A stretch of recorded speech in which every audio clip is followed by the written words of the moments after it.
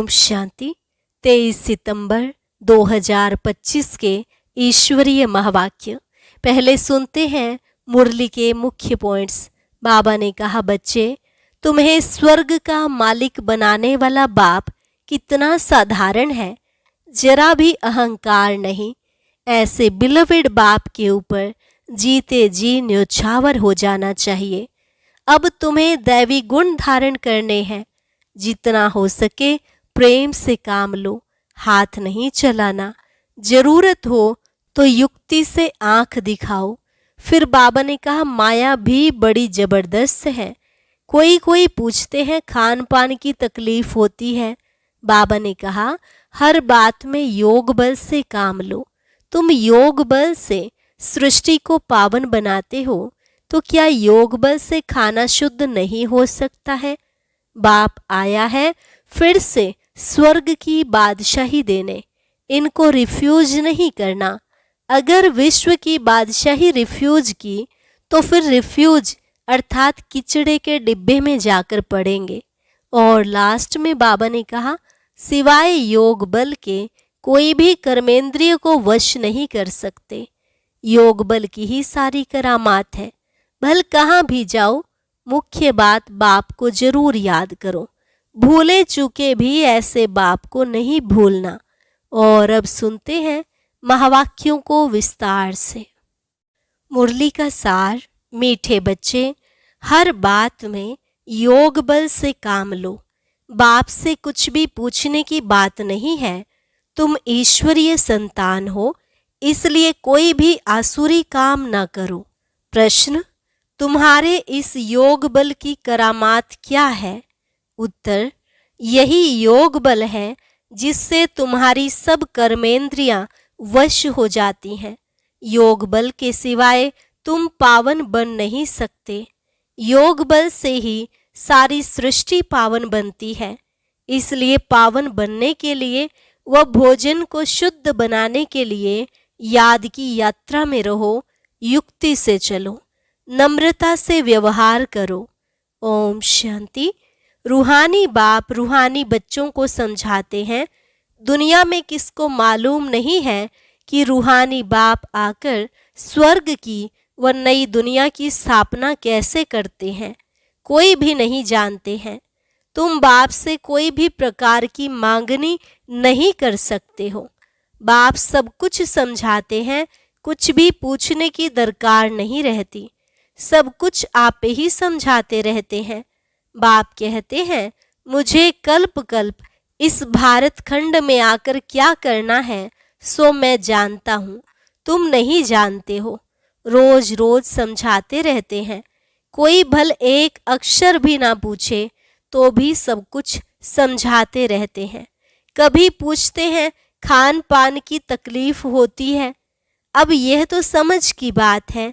बाबा ने कह दिया है, हर बात में योग बल से काम लो, याद की यात्रा से काम लो।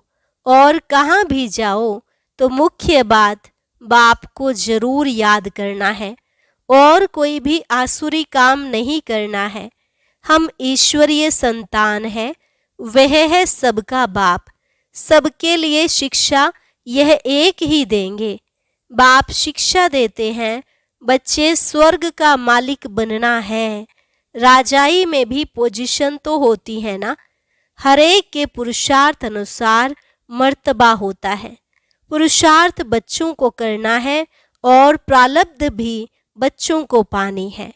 पुरुषार्थ कराने के लिए बाप आते हैं। तुमको कुछ भी पता नहीं था कि बाप कब आएंगे, क्या आकर करेंगे, कहाँ ले जाएंगे। बाप ही आकर समझाते हैं। ड्रामा के प्लान अनुसार तुम कहाँ से गिरे हो? एकदम ऊंच चोटी से। जरा भी बुद्धि में नहीं आता कि हम कौन हैं। अब महसूस करते हो ना। तुमको स्वप्न में भी नहीं था कि बाप आकर क्या करेंगे। तुम भी कुछ नहीं जानते थे। अब बाप मिला हुआ है तो समझते हो ऐसे बाप के ऊपर तो न्योछावर होना पड़े।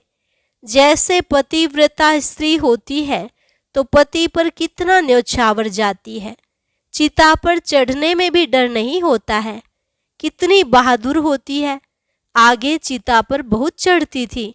यहाँ बाबा तो ऐसी कोई तकलीफ नहीं देते हैं। भल नाम ज्ञान चिता है, परंतु जलने करने की कोई बात नहीं।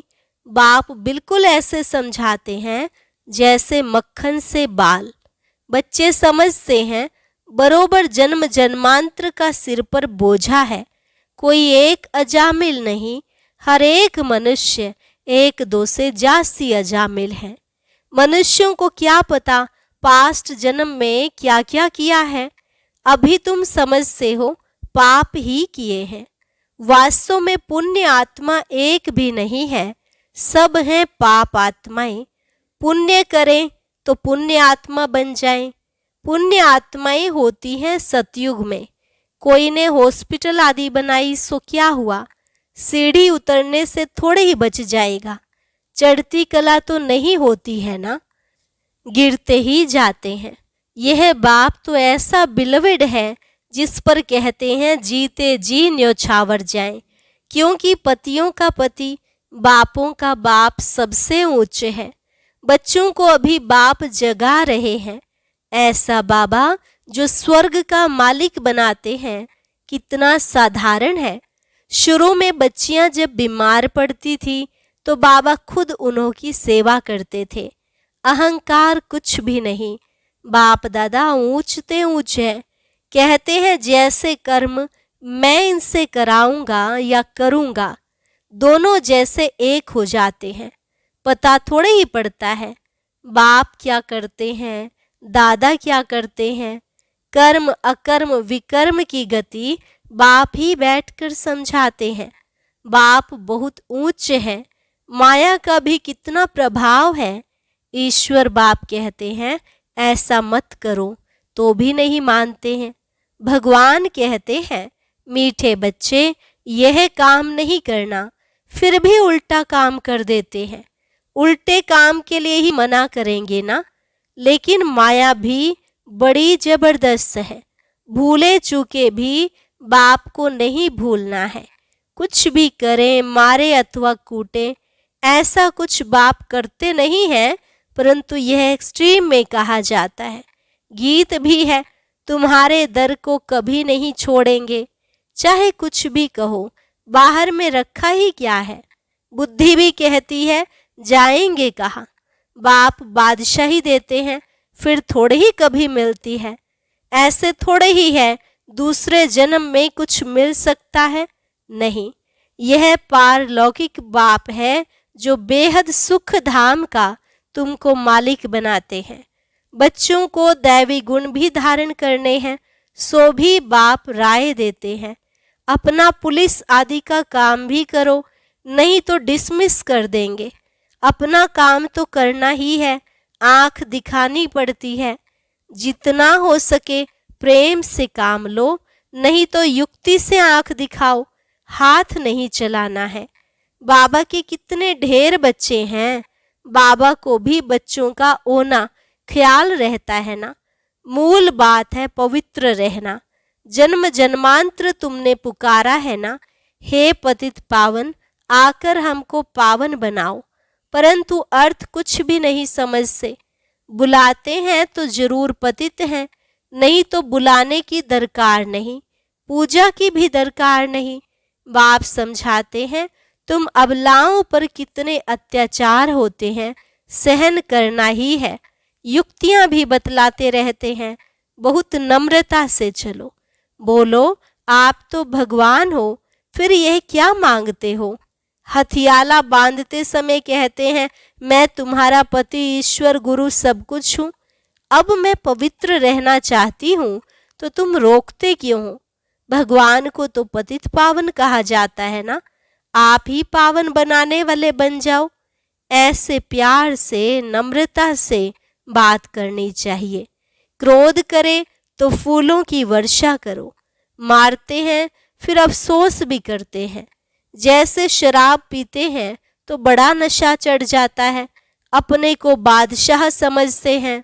तो यह विष भी ऐसी चीज है, बात मत पूछो। पछताते भी हैं, परंतु आदत पड़ी है तो वह टूटती नहीं है।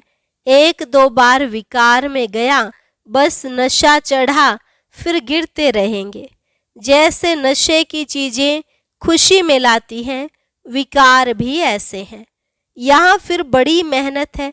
सिवाय योग बल के कोई भी कर्मेंद्रियों को वश नहीं कर सकते। योग बल की ही करामात है, तब तो नाम मशहूर है। बाहर से आते हैं योग सीखने, शांति में बैठे रहेंगे, घर बार से दूर हो जाते हैं।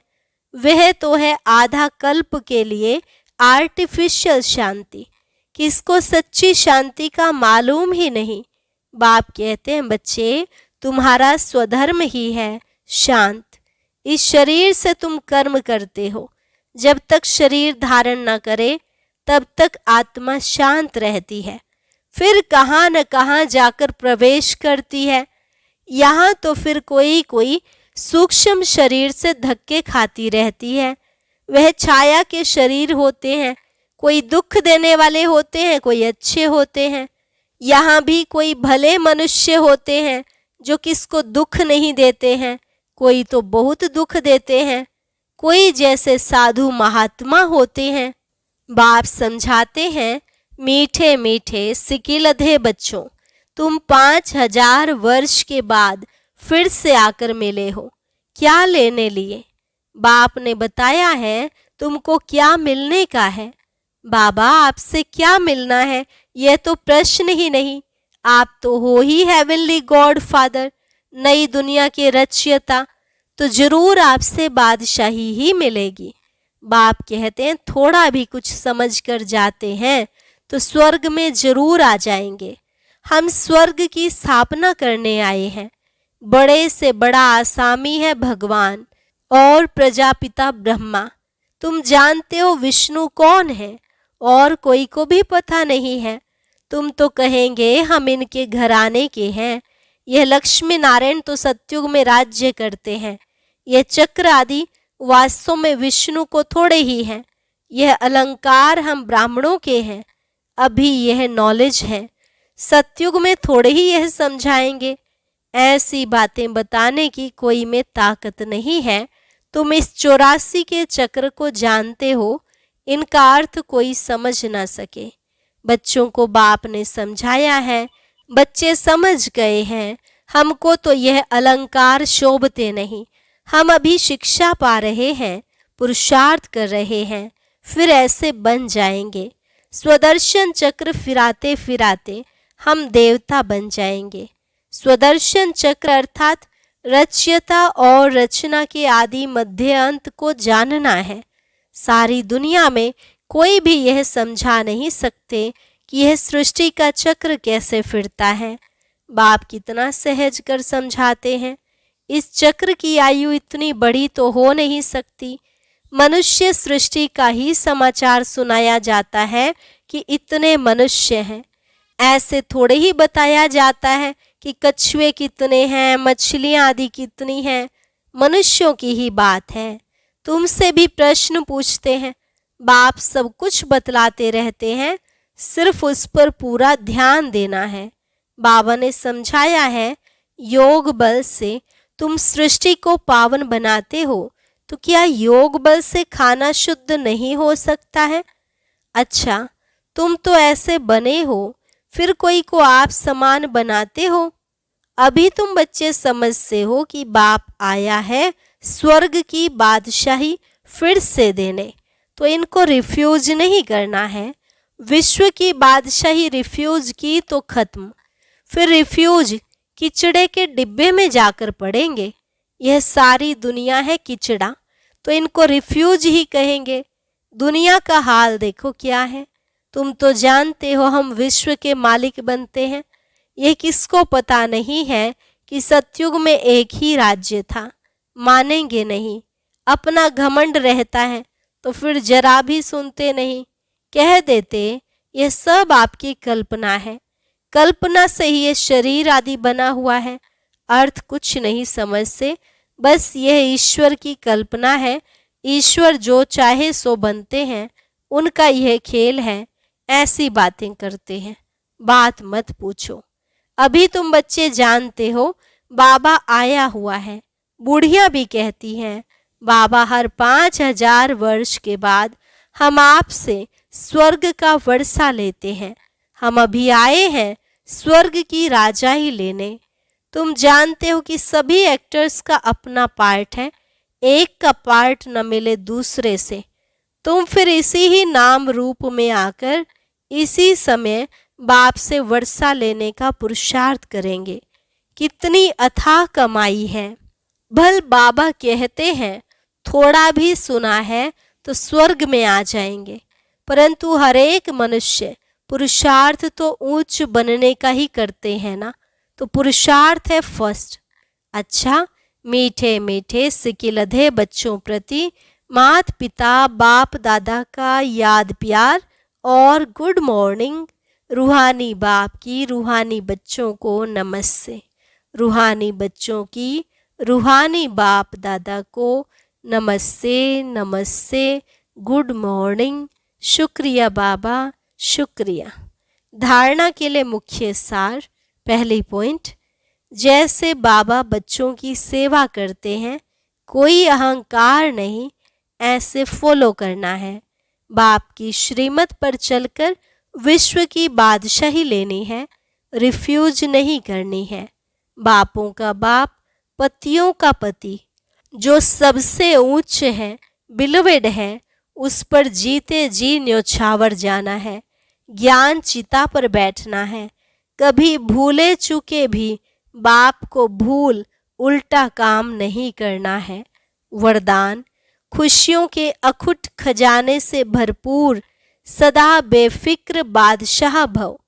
खुशियों के अखुट खजाने से भरपूर सदा बेफिक्र बादशाह भव।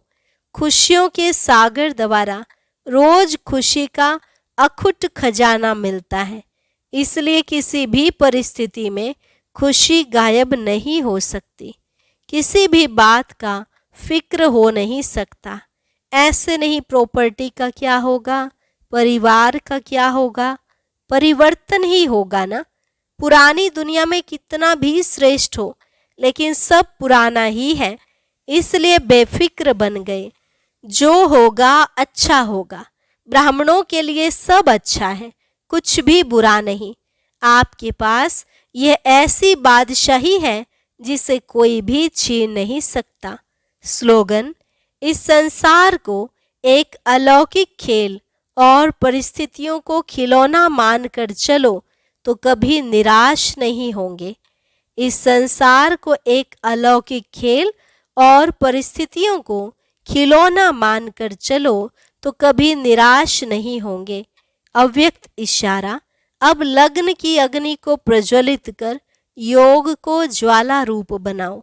लास्ट सो फास्ट पुरुषार्थ ज्वाला रूप का ही रहा हुआ है। पांडवों के कारण यादव रुके हुए हैं। पांडवों की श्रेष्ठ शान, रूहानी शान की स्थिति यादवों के परेशानी वाली परिस्थिति को समाप्त करेगी। तो अपनी शान से परेशान आत्माओं को शांति और चैन का वरदान दो। ज्वाला स्वरूप अर्थात लाइट हाउस और माइट हाउस स्थिति को समझते हुए इसी पुरुषार्थ में रहो। अच्छा, ओम शांति। अब सुनते हैं आज का अव्यक्त ज्ञान मोती। इसके लिए ऊपर दिए गए बॉक्स पर क्लिक करें।